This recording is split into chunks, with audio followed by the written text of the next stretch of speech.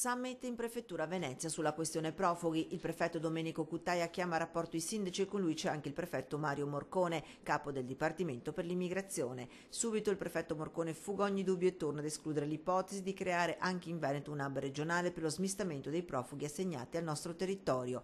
Scelta questa da imputare al fatto che la direzione che ha preso marciapiede nella stessa convinzione dei primi cittadini e delle autorità locali, ha fatto notare lo stesso prefetto Morcone, è quella per un'accoglienza diffusa dei singoli gruppi. Non possiamo chiedere ai nostri cittadini di ospitare migranti sapendo già all'origine che 2 su 3 non avranno mai lo status di riconoscimento di profugo, il che vuol dire che il numero esatto che noi ospiteremo sarà quello che riceviamo, perché poi nessuno verrà rimpatriato.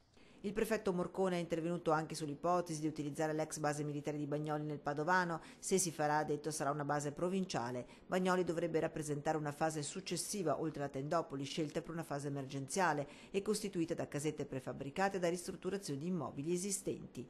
Decisa anche la chiusura tra 15 giorni e un mese, probabilmente a fine agosto, del centro di accoglienza allestito all'ex caserma Prandina.